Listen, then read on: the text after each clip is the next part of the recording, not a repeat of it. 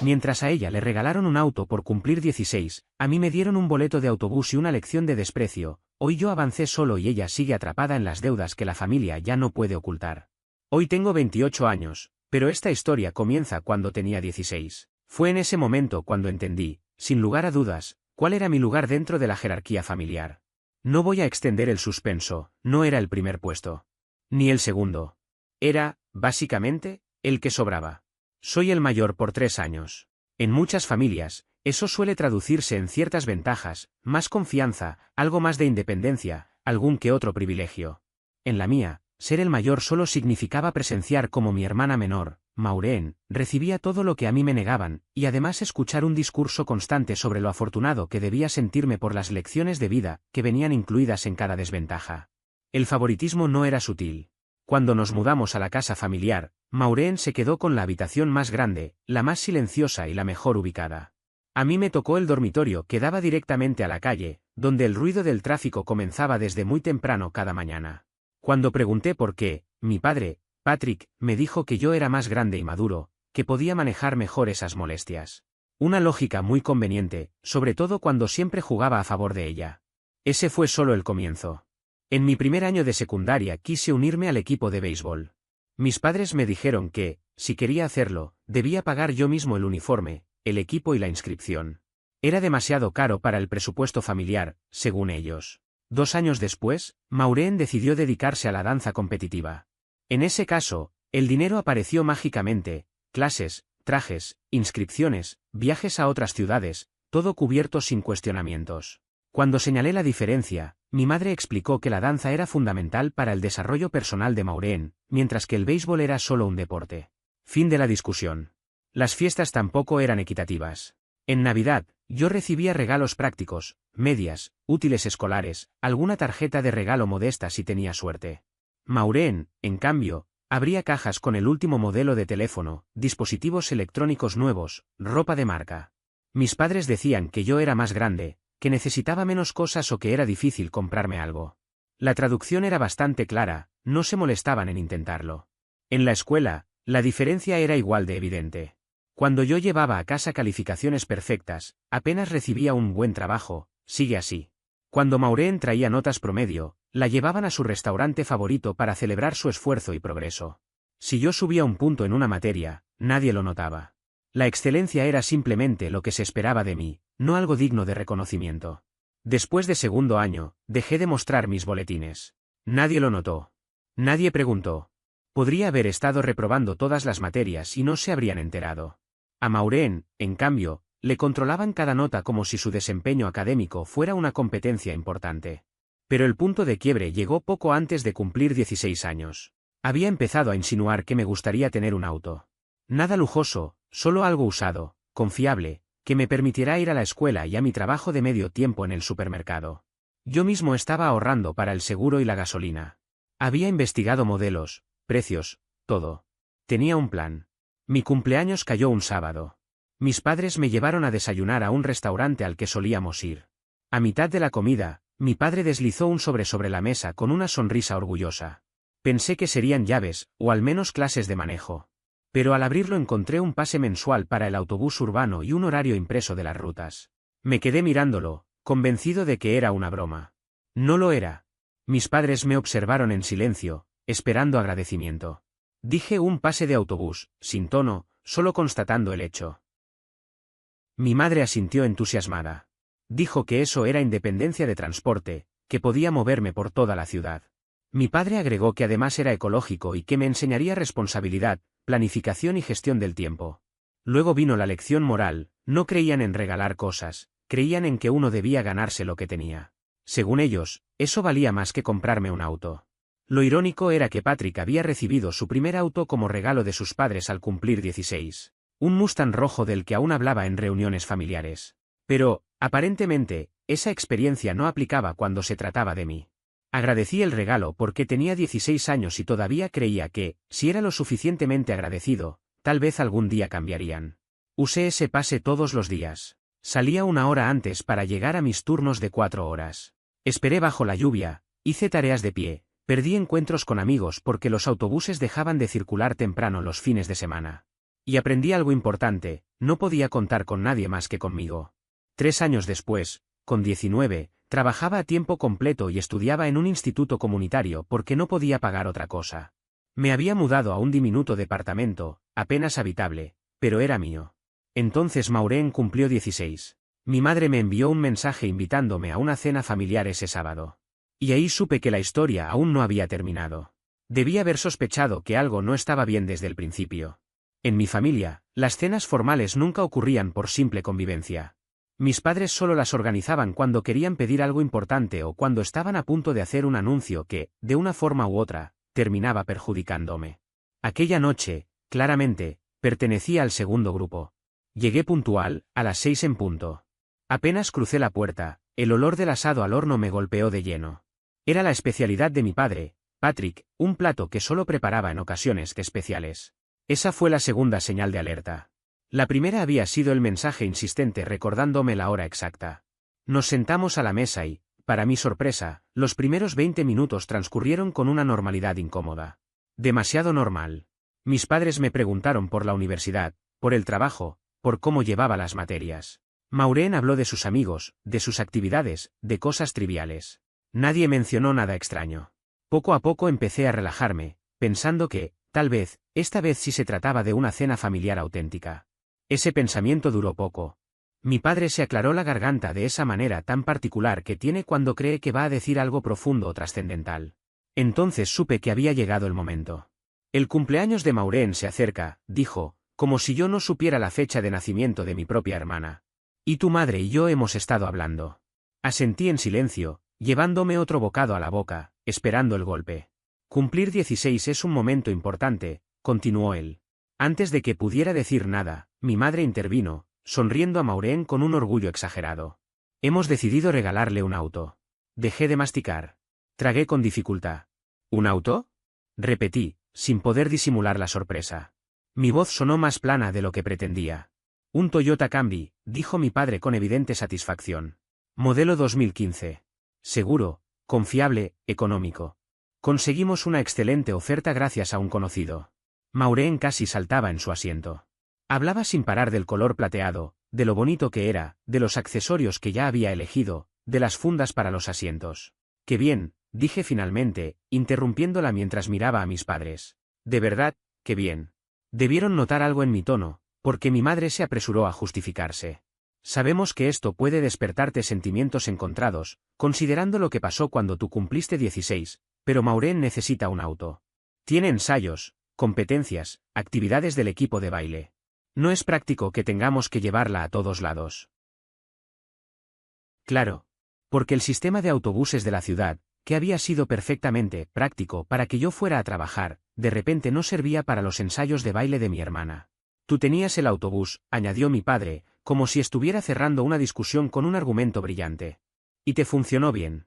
Cada hijo tiene necesidades distintas, remató mi madre. Quise volcar la mesa. Quise preguntarles si se escuchaban a sí mismos. Quise enumerar cada doble estándar, cada ocasión en la que Maureen había sido priorizada, cada excusa que habían usado para justificar por qué ella merecía más que yo. No hice nada de eso. Terminé mi comida en silencio, felicité a Maureen con educación y me fui apenas terminó la cena. Tenía un turno temprano al día siguiente y debía alcanzar el último autobús hacia mi barrio.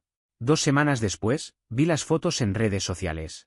Maureen posando junto a su Camry plateado, con un enorme lazo encima. Mis padres a cada lado, sonriendo como si hubieran hecho algo extraordinario. El texto hablaba de sueños cumplidos y de los mejores padres del mundo. No comenté. No di me gusta. Cerré la aplicación y volví a estudiar para mi examen parcial de economía. Ahí fue cuando algo cambió en mí. Dejé de esperar algo de ellos. Dejé de confiar en que notarían la desigualdad. Dejé de intentar demostrar que merecía el mismo trato que Maureen. Simplemente me concentré en salir adelante por mi cuenta. Trabajaba 40 horas semanales mientras cursaba una carga completa de materias. Vivía a base de fideos instantáneos y productos del día anterior que conseguía con descuento en el supermercado. Mi encargado sentía lástima por mí y, a veces, me dejaba llevar lo que estaba a punto de desecharse. Comí muchos bagels duros y donas que ya no estaban en su mejor estado ese año. Mi rutina era brutal. Me levantaba a las 5 de la mañana para estudiar antes de mi primera clase a las 8. Asistía a clases hasta el mediodía, Trabajaba de 1 a 9 de la noche, a veces hasta las 10 si alguien faltaba, y llegaba a casa pasadas las 10:30, si las conexiones de autobús funcionaban, o mucho más tarde si no. Hacía tareas hasta la 1 o 2 de la madrugada. Dormía 4 o 5 horas. Repetía. Los fines de semana eran aún peores. Turnos dobles los sábados y domingos, a veces 16 horas seguidas. Llevaba los libros conmigo y estudiaba en los descansos. Escribí trabajos completos en el teléfono, de pie en la caja, durante los momentos tranquilos. Rindió exámenes con los ojos ardiendo por el cansancio y los pies doloridos de estar tantas horas de pie. Evité endeudarme al máximo. Había visto a demasiadas personas quedar atrapadas por los préstamos estudiantiles. Ese miedo me empujó a exigirme hasta el límite. Cada dólar sobrante iba a la matrícula o al ahorro. Llevaba una hoja de cálculo detallando absolutamente cada gasto. No tenía lujos. Pero tenía algo que mi familia nunca me dio: control sobre mi propio futuro. Desde muy joven aprendí a calcular cada gasto con una precisión casi quirúrgica. No era una habilidad que me hiciera sentir orgulloso, sino una necesidad impuesta por las circunstancias. Sabía exactamente cuánto podía destinar a comida cada semana, alrededor de $30. No era un número flexible. Si lo superaba, no había margen para corregir después. Traducido a cifras simples, eso significaba poco más de $4 diarios para desayunar, almorzar y cenar. No había lugar para caprichos, comidas improvisadas ni antojos de último momento. Vivía en un pequeño estudio de unos 30 metros cuadrados, un espacio reducido que apenas alcanzaba para lo básico: una cama, una mesa, una silla y una pequeña cocina que parecía más decorativa que funcional. En invierno, la calefacción funcionaba de forma intermitente, obligándome a usar abrigos dentro del apartamento y a dormir con varias mantas. En verano, el aire acondicionado simplemente no funcionaba, y el calor se acumulaba como si las paredes lo retuvieran adrede. Aún así, ese lugar tenía algo que ninguna casa familiar podía ofrecerme: autonomía. Era mío. Pagado con mi esfuerzo, con mis horas de trabajo, con mis renuncias. Nadie podía decirme que debía pagar alquiler mientras otro hermano vivía sin costo alguno. Nadie podía mirarme a los ojos y hablarme de sacrificio mientras a otra persona le resolvían la vida. Esa diferencia de trato no apareció de golpe, se fue construyendo lentamente, año tras año, hasta convertirse en algo imposible de ignorar. Mis padres nunca ofrecieron ayudarme. Ni con la universidad, ni con el alquiler, ni con los gastos cotidianos. Y, siendo honesto, después del episodio del auto, tampoco habría aceptado su ayuda aunque la hubieran ofrecido. Siempre venía acompañada de condiciones invisibles, favores futuros, recordatorios constantes, discursos interminables sobre responsabilidad y ganarse las cosas. Discursos que, curiosamente, nunca se aplicaban a Maureen. Mientras yo calculaba cada compra en el supermercado, Maureen vivía una realidad completamente distinta. Ella asistió a una universidad estatal financiada íntegramente por mis padres. Pagaron su matrícula, el alojamiento, la comida, los libros, el transporte y cualquier gasto adicional que surgiera. Nunca tuvo que preocuparse por si alcanzaba el dinero a fin de mes. Se unió a una hermandad, salía de fiesta casi todos los fines de semana y llenaba las redes sociales con fotos de viajes de primavera, conciertos y compras. Una vida liviana, sin sobresaltos ni decisiones incómodas. En una ocasión, durante una cena familiar especialmente tensa, me atreví a señalar la desigualdad económica evidente. No lo hice gritando ni acusando, solo mencioné los hechos. Mi madre reaccionó de inmediato, a la defensiva. Dijo que ayudaban a Maureen porque estaba concentrada en sus estudios y que yo había elegido trabajar y asistir a un instituto comunitario. Esa palabra, elegido, se me quedó grabada. No fue una elección, fue la única opción disponible. Pero para ella, llamarlo decisión personal hacía todo más fácil de justificar. A los 23 años me gradué en Administración de Empresas. Lo hice sin deudas, sin apoyo familiar y después de 4 años de esfuerzo constante. Trabajaba, estudiaba y regresaba a casa agotado, mientras observaba cómo mis padres financiaban la adolescencia extendida de Maureen. Conseguí empleo en una firma regional de contabilidad, empezando desde el nivel más bajo como contador junior. El sueldo no era impresionante, pero era estable, predecible y ofrecía oportunidades de crecimiento. Seguí viviendo con austeridad, ahorrando todo lo posible, manteniendo un perfil bajo y concentrándome únicamente en avanzar. Maureen se graduó un año después. Mis padres organizaron una celebración enorme para ella. Alquilaron un restaurante completo, invitaron a familiares, amigos y conocidos. Hubo regalos costosos, pulseras de marca, tarjetas regalo, sobres con dinero. Todo estaba cuidadosamente planeado. Cuando yo me gradué, recibí una tarjeta por correo con $50 y una felicitación breve escrita por mi madre. No hubo fiesta ni reunión. Dijeron que era porque yo siempre había dejado claro que era independiente y no necesitaba validación. Resultaba curioso que mi independencia solo fuera digna de respeto cuando implicaba que no tuvieran que gastar dinero en mí. Después de la universidad, Maureen volvió a vivir en casa sin pagar alquiler. Según mis padres, estaba explorando opciones y definiendo su camino. En la práctica, eso significaba trabajar medio tiempo en una boutique mientras ellos cubrían absolutamente todos sus gastos.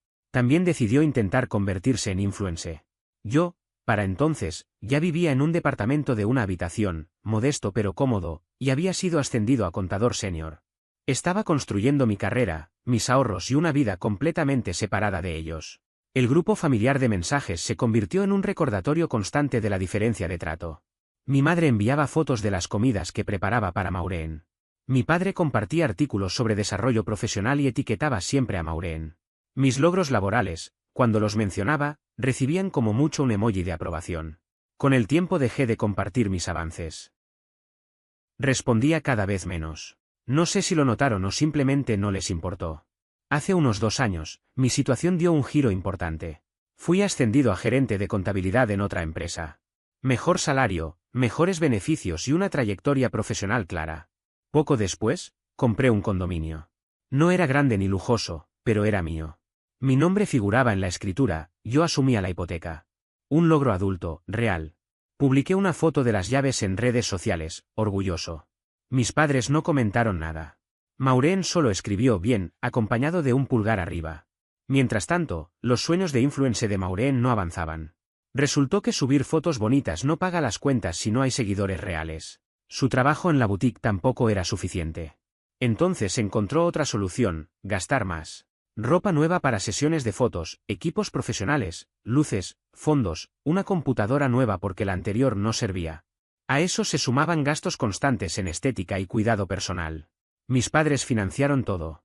Lo llamaban invertir en su futuro y apoyar sus sueños, aunque esos sueños les costaban miles de dólares al mes sin retorno alguno. Yo seguí con mi vida. Trabajo, gimnasio, algunas citas, estabilidad. Sin deudas, sin dramas, sin depender de nadie.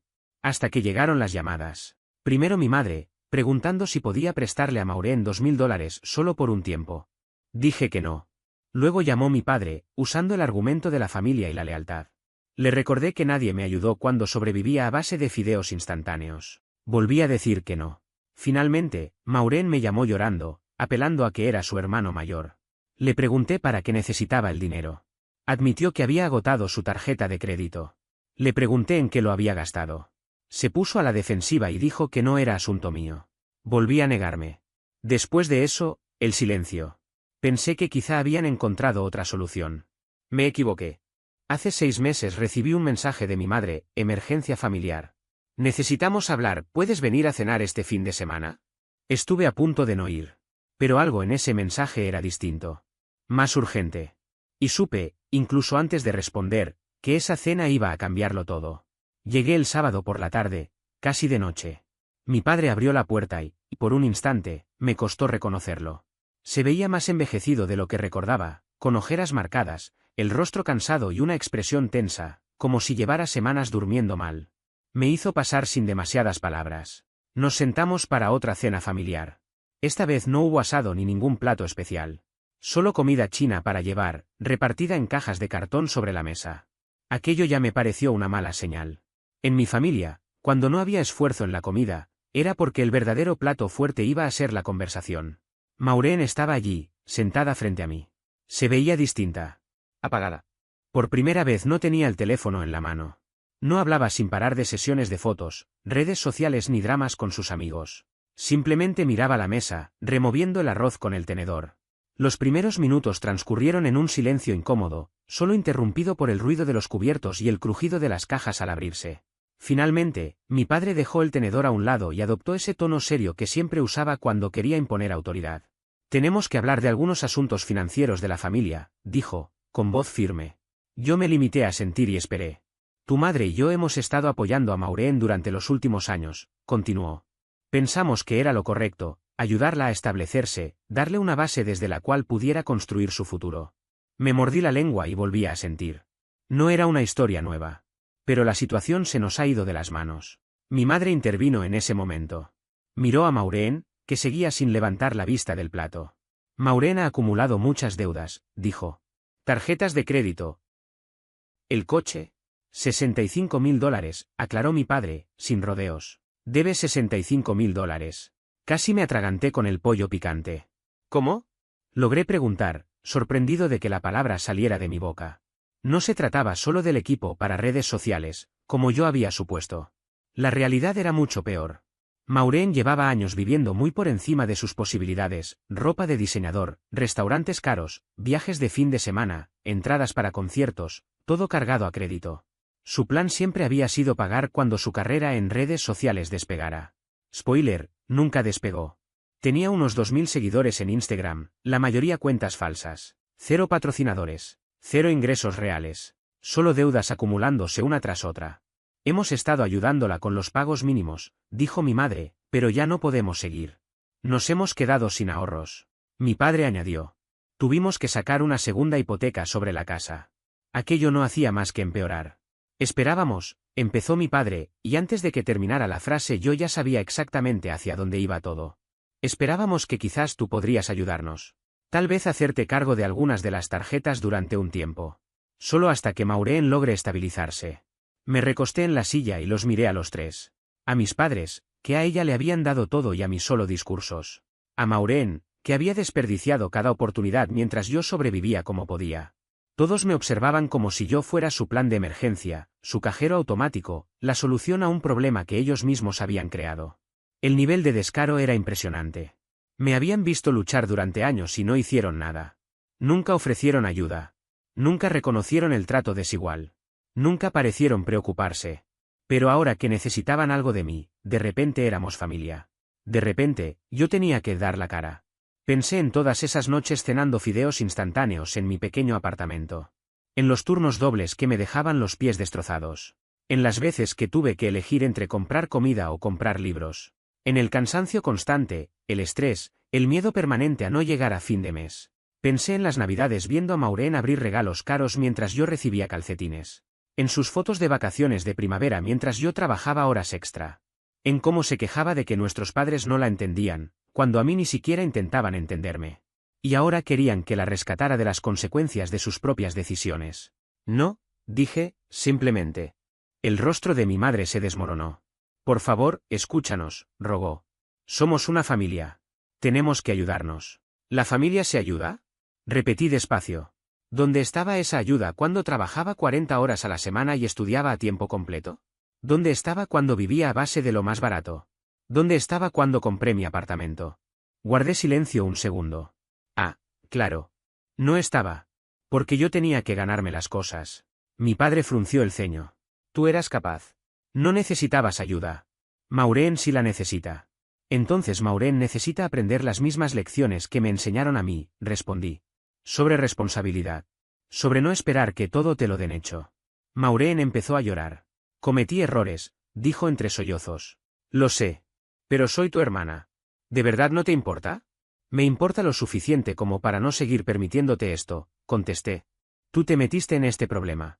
Tú tienes que salir de él. Me levanté para irme. Espera, suplicó mi madre. Te estamos pidiendo ayuda.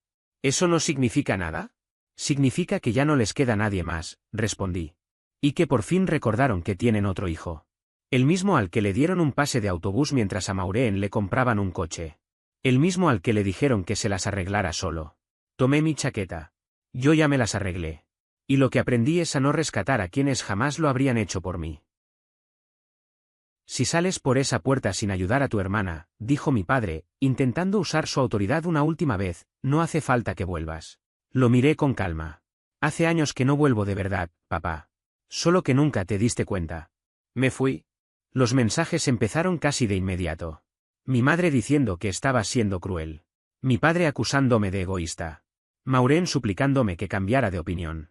Bloqueé a los tres. 2 semanas después recibí un mensaje por Facebook de mi tía, la hermana de mi madre. Había oído lo ocurrido y quería conocer mi versión. Se la conté de forma resumida. Su respuesta fue clara. Ya era hora de que te defendieras. Tus padres crearon este problema. Que lo enfrenten. No era la única que había notado el favoritismo. Mi tía había intentado hablar del tema con mi madre varias veces a lo largo de los años, pero siempre la había ignorado, acusándola de exagerar o de no entender cómo se crían los hijos. Gracias a ella supe qué pasó después de aquella cena. Mis padres intentaron renegociar las deudas de Maureen. No funcionó. Intentaron unificarlas, pero no calificaron porque su crédito ya estaba dañado por la segunda hipoteca. Maureen tuvo que vender el Toyota que le habían comprado. Valía menos de lo que debía, así que mis padres tuvieron que cubrir la diferencia. Ahora conduce un sedán viejo de principios de los 2000. Sin coche plateado ni fundas personalizadas. Consiguió un trabajo a tiempo completo en un centro de atención telefónica. Lo odia.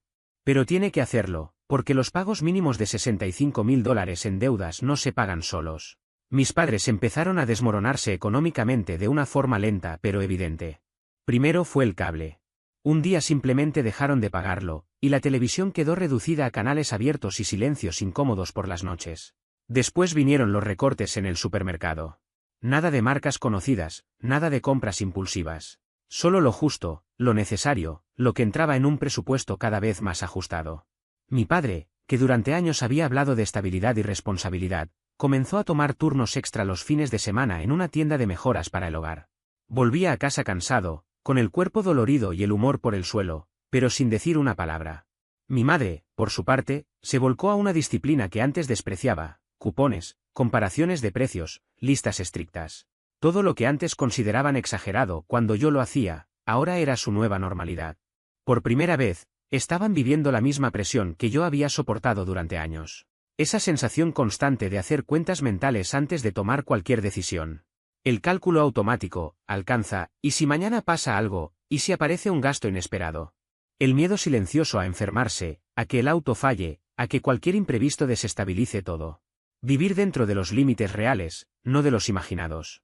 Según mi tía, la situación los tenía completamente agotados y miserables. Decía que se peleaban más, que el ambiente en la casa era tenso, que ya no había risas ni planes. Cuando me lo contó, no sentí culpa ni tristeza. Sentí algo más frío, más honesto. Pensé, bien. No como venganza, sino como justicia tardía. 3 meses después de aquella cena que lo cambió todo, recibí un correo electrónico de mi madre. No fue un mensaje rápido ni una llamada nerviosa. Fue un correo largo, denso, desordenado, escrito claramente en varios momentos distintos. Se notaba que había sido releído, corregido, reescrito, y aún así seguía sin decir lo esencial. Comenzaba con lo que pretendía ser una disculpa. Decía que lamentaba que yo me hubiera sentido herido por sus decisiones, que sentía que yo hubiera interpretado mal sus intenciones, que estaba apenada porque no había logrado comprender que, según ella, solo habían hecho lo que creían mejor para la familia. El patrón era inconfundible. No se disculpaba por lo que hicieron, sino por cómo yo lo había vivido. Era una disculpa dirigida a mis emociones, no a sus actos. No había un solo nos equivocamos. Luego pasó a hablar de Maureen. De sus deudas, de su trabajo, de lo dura que era la vida adulta. Construyó una narrativa donde mi hermana era una víctima absoluta, de las tarjetas de crédito, de las empresas financieras abusivas, de una cultura que empuja a gastar para aparentar éxito. Todo menos responsable de sus propias decisiones. No había ni una línea dedicada a reconocer errores concretos. Ninguna mención a elecciones mal hechas, a gastos innecesarios, a advertencias ignoradas. Solo excusas envueltas en preocupación maternal. Finalmente, apareció el verdadero objetivo del mensaje. Me preguntó si reconsideraría ayudar. No directamente con dinero, claramente ya había aprendido que pedirme efectivo no funcionaría.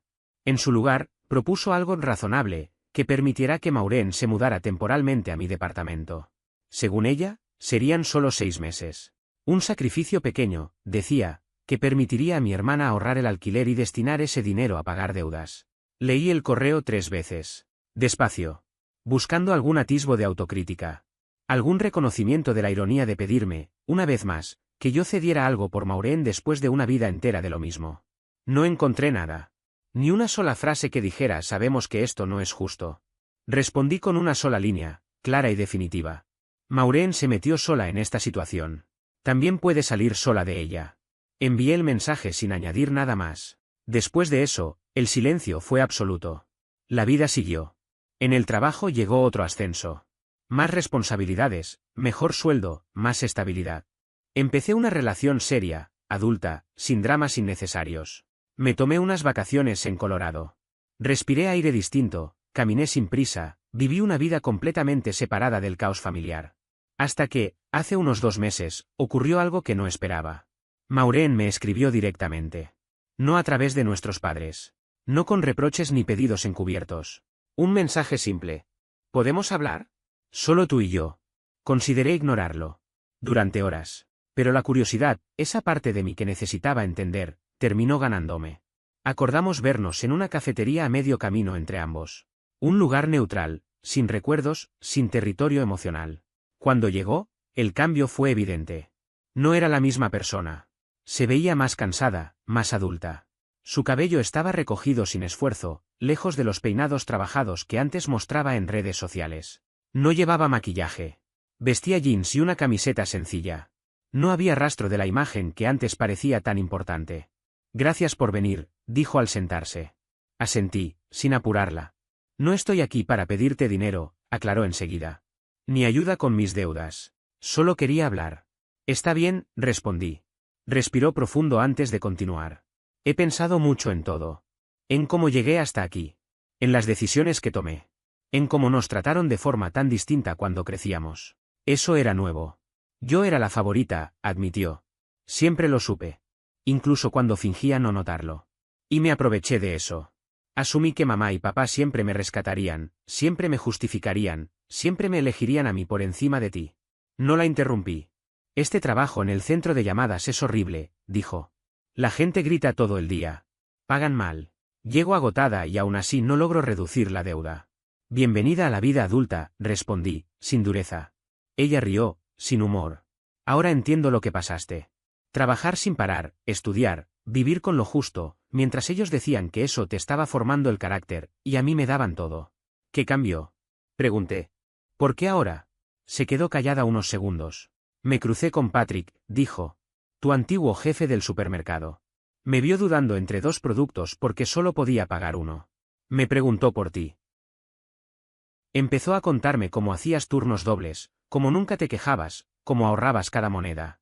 Bajó la mirada. Luego me preguntó por mi auto. Le dije que lo había vendido. Y dijo, es una pena. Tu hermano nunca tuvo uno. Pero aún así salió adelante.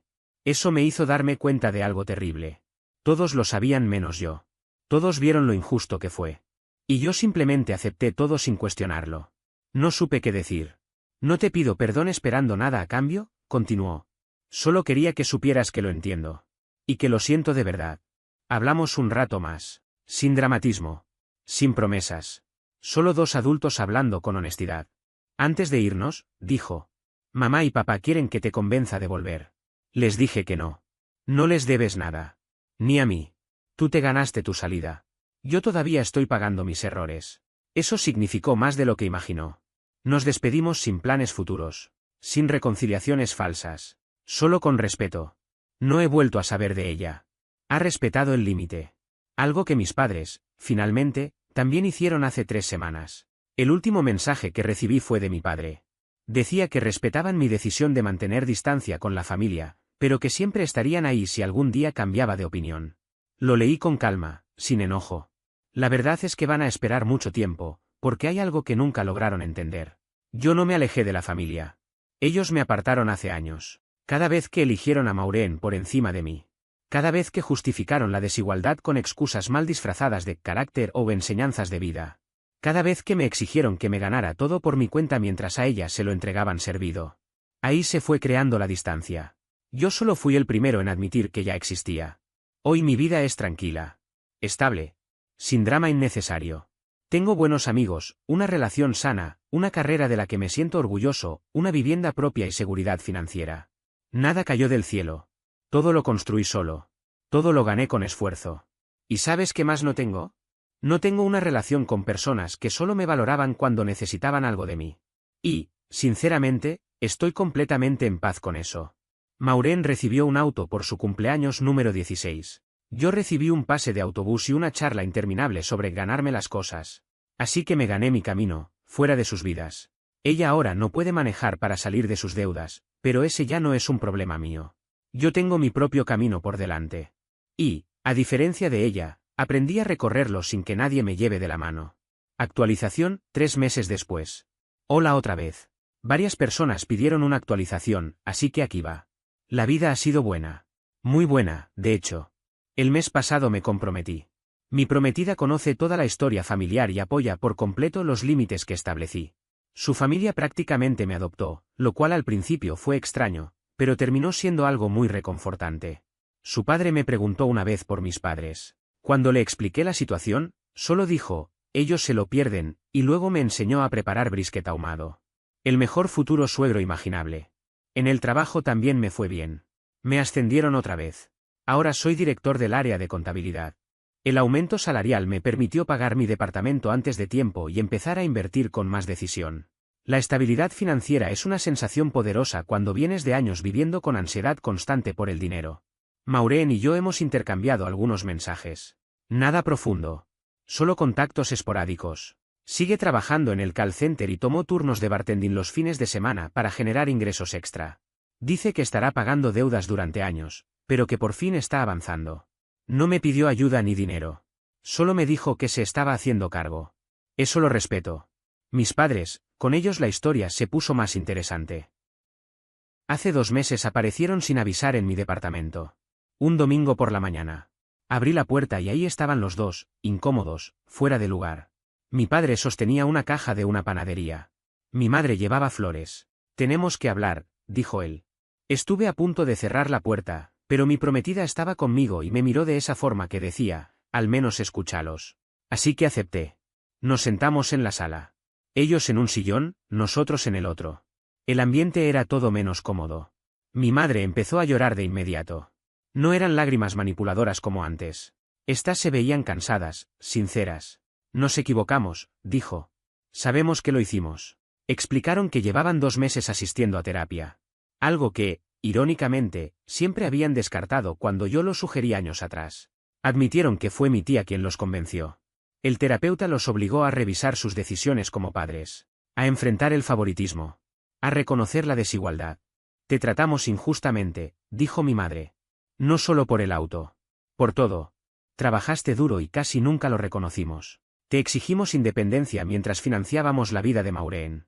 Sabemos que una disculpa no borra años de daño, añadió mi padre. Pero lo sentimos. De verdad.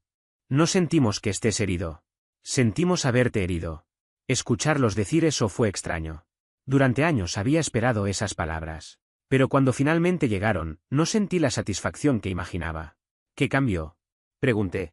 ¿Por qué ahora? Mi padre bajó la mirada. Tuvieron que sacar una tercera hipoteca. Están a punto de perder la casa. Ambos trabajan horas extra solo para mantenerse a flote. Y, en medio de ese estrés, se dieron cuenta de que eso era exactamente lo que me habían hecho vivir a mí, pero desde los 18 años, mientras estudiaba. Creyeron que me estaban formando carácter, cuando en realidad me estaban fallando. El terapeuta les preguntó qué pensaban que yo había aprendido con su trato. Ellos respondieron responsabilidad e independencia. Pero la terapeuta les señaló la verdad, lo que aprendí fue que no podía depender de ellos, que no era tan importante como mi hermana y que su amor era condicional. Mi prometida me apretó la mano. Todo era cierto. Me pidieron intentar empezar de nuevo. No volver a fingir normalidad, sino construir algo distinto, poco a poco. Les dije que lo pensaría. Antes de irse dejaron la caja de la panadería. Eran mis muffins favoritos, de un lugar cerca de mi antiguo departamento. Los había mencionado una sola vez, años atrás. Que lo recordaran me sorprendió más de lo que esperaba. No tengo una respuesta definitiva. Parte de mí piensa que es demasiado tarde. Que no se puede aparecer después de años de abandono esperando una reconciliación inmediata. Otra parte, más pequeña, se pregunta si la gente realmente puede cambiar. Mi prometida fue clara, no tengo que decidir nada ahora. Ni nunca, si no quiero. Me enfoqué en mi vida. En mi boda. En mi futuro. Lo que sí tengo claro es esto, jamás volveré a ser el niño que aceptaba migajas mientras veía cómo a su hermana se le daba todo. Nunca más sacrificaré mi bienestar por personas que no harían lo mismo por mí. Si quieren una relación conmigo, será bajo mis términos. Términos iguales. No amor condicionado. Yo me gané la salida de sus vidas. Si quieren volver a entrar, tendrán que ganárselo también. Actualización final, 6 meses después. Me casé hace 3 meses. No fue una boda tradicional ni pensada para cumplir expectativas ajenas. Fue un acto íntimo, sencillo, hecho a nuestra medida. Estuvimos rodeados únicamente de personas que habían sido parte real de nuestro proceso, de quienes estuvieron presentes cuando no había nada que celebrar y aún así eligieron quedarse. No hubo discursos incómodos ni silencios forzados. No hubo miradas cargadas de pasado. Solo tranquilidad. Por primera vez, sentí que un evento importante de mi vida no estaba condicionado por tensiones familiares ni por la necesidad de complacer a nadie más. Después del matrimonio, no hicimos un viaje largo ni extravagante. Preferimos algo simple, unos días fuera, lejos del ruido, para empezar esta nueva etapa sin interferencias. Fue suficiente. Más de lo que alguna vez imaginé necesitar. Durante ese tiempo recibí un sobre de mis padres. Una tarjeta, un mensaje breve y un cheque. No lo devolví ni lo celebré. Lo tomé como lo que era, un gesto tardío, sin carga emocional. El dinero terminó en un fondo común para proyectos futuros. Nada simbólico. Nada sentimental. Solo práctico.